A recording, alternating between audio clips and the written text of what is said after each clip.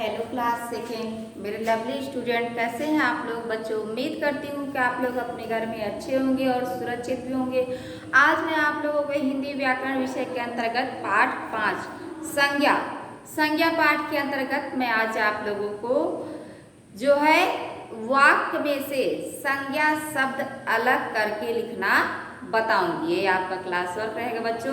तो आप संज्ञा शब्दों आपको वाक्य में से संज्ञा शब्द ढूंढने में आसानी हो, निकालने में आसानी हो, छांटने में आसानी हो, इसके लिए मैं आज आप लोगों को एक बार फिर से संज्ञा की परिभाषा लर्न करा देती हूँ। बच्चों ध्यान से सुनिएगा और मेरे साथ लर्न करिएगा, रिपीट करिएगा आप लोग।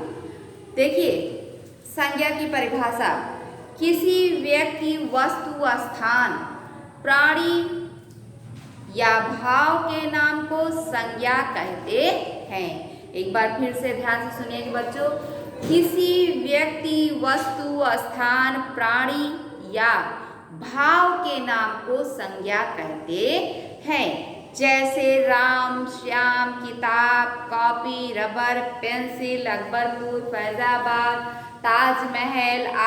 ताजमहल, लाल किला, प्रेम, घृणा, खटास, मिठास आदि।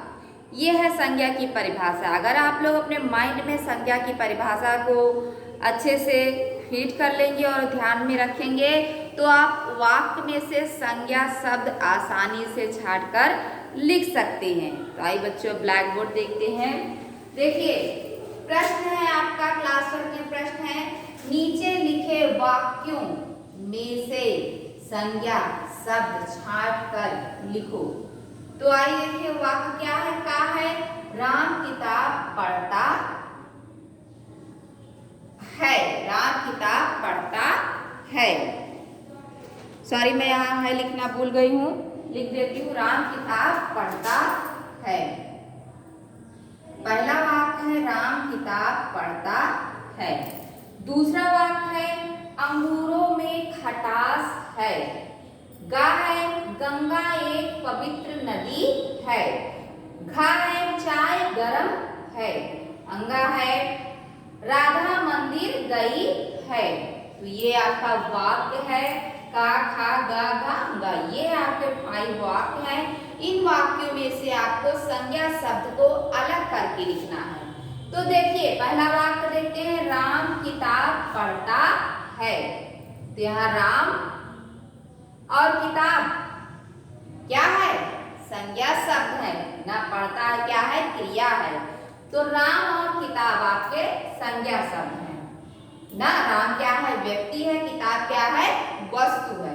तो यहाँ राम लिख दिया मैंने और यहाँ किताब। ओके, तो राम और किताब संज्ञा शब्द है, इसीलिए मैंने इन्हें अलग करके लिख दिया। फिर खा देते हैं, अंगूरों में खटास है ना। अंगूर क्या है, संज्ञा शब्द है। खटास क्या है, संज्ञा शब्द है, मैंने बताया ना। भाव खटास जो है भाववाचक संज्ञा में आते हैं। और तो जो है ये अंगूर और खटास ये आपके संज्ञा शब्द हैं। तो अंगूर और खटास मैंने संज्ञा शब्द में लिख दिया। ऐसे आप लोग भी लिखेंगे। फिर गा देखिए, गंगा एक पवित्र नदी है। गंगा क्या है,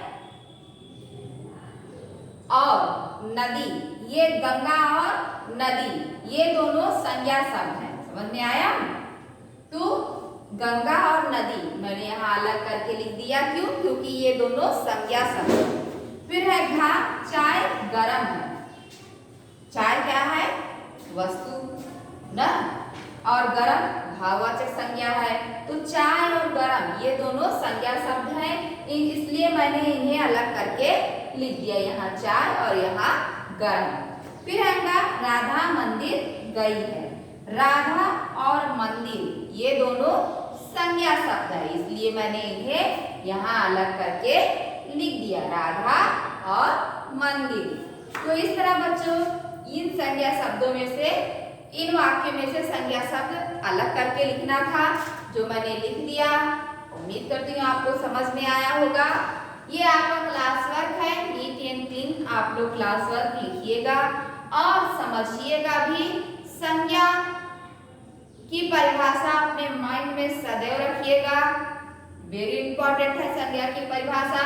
आइए देखते हैं होमवर्क। होमवर्क है आपका पेज नंबर 23 का रचनात्मक कार्य। पेज नंबर 23 का रचनात्मक कार्य कॉपी में करिए। तो बच्चों आइए देखते हैं बुक में पेज नंबर 23 पर रचनात्मक कार्य क्या है। ये देखिए, ये आपकी वर्तिका, ये आपकी बुक है वर्तिका, समझ में आया, आपकी व्याकरण की बुक। इसमें आप ओपन करिए पेज नंबर 23। ये देखिए पेज नंबर 23 को हिंदी में 23 बोलते हैं। क्या बोलते हैं बच्चों? 23। तो देखिए यहाँ देखिए रचनात्मक कार्य, ये आपका होमवर्क है। रचनात्मक कार्य में पहला है टोकरी में दिए गए संज्ञा शब्दों को पहचान कर लिखो। ये टोकरी आप लोग बनाइएगा और इसमें जितना संज्ञा शब्द लिखा है उसे लिखिएगा। ताजमहल, सुंदरता, हिमालय, लखनऊ, पुस्तक, घोड़ा, लड़की, बचपन, मिठास, ये सारे संज्ञा शब्द आप लोग टोकरी में लिख दीजिएगा जैसे बुक में लिखा है। फिर उसके नीचे एक तरफ व्यक्तिवाचक संज्ञा लिखिएगा, फिर जातिवाचक संज्ञा, फिर भाववाचक संज्ञा। क्यों? क्योंकि इसमें तीनों संज्ञा के जो है उदाहरण हैं। समझ में आया? तो व्यक्तिवाचक संज्ञा के नीचे आप लोग लिखिएगा, ध्यान रखिएगा परिभाषा को, किसी विशेष व्यक्ति, वस्तु, स्थान या प्राणी के नाम का बोध कराने वाले शब्द व्यक्तिवाचक संज्ञा कहलाते हैं। तो इसमें जो है आपका ताजमहल, लखनऊ और हिमालय, यह विशेष है ना, तो यह व्यक्तिवाचक संज्ञा है। फिर जातिवाचक संज्ञा, लड़की, पुस्तक, घोड़ा, यह जातिवाचक संज्ञा है। क्यों? क्योंकि जिन संज्ञा शब्दों से किसी विशेष, किसी प्राणी, वस्तु या स्थान के सभी जाति का बोध हो उसे जातिवाचक संज्ञा कहते हैं। फिर है सुंदरता, मिठास, बचपन, ये भाववाचक संज्ञा है। इसे भाववाचक संज्ञा के नीचे लिखिएगा बच्चों। क्यों? क्योंकि आप लोग भाववाचक संज्ञा की परिभाषा ध्यान में रखते हुए ध्यान में रखेंगे, आपको पता चल जाएगा क्यों ये भाववाचक संज्ञा है। किसी व्यक्ति, प्राणी, वस्तु या स्थान के गुण, दोष, अवस्था आदि का बोध कराने वाले शब्द भाववाचक संज्ञा कहलाते हैं। फिर दूसरा है कक्षा में दिखाई देने वाली 6 वस्तुओं के नाम लिखिए। आपके क्लास में कक्षा में जो भी वस्तुएं दिखाई देती हैं उनमें से 6 वस्तुओं के नाम आपको लिखना है। ये आपको कॉपी में करना है बच्चों। समझ में आया? तो वस्तुओं के नाम जैसे श्यामपट, कुर्सी, मेज, खिड़की, दरवाजा, पंखा ना, चौक, डस्टर, बहुत सारी चीज़ दिखाई देती है ना कक्षा में, तो उनमें से कोई 6 चीज़ों का नाम आपको इसमें लिखना है। तो बच्चों उम्मीद करती हूँ मैंने जो कुछ भी आपको पढ़ाया, लिखाया, समझाया आपको समझ में आया होगा। और आपसे फिर मिलेंगे इसके साथ ही। Bye bye.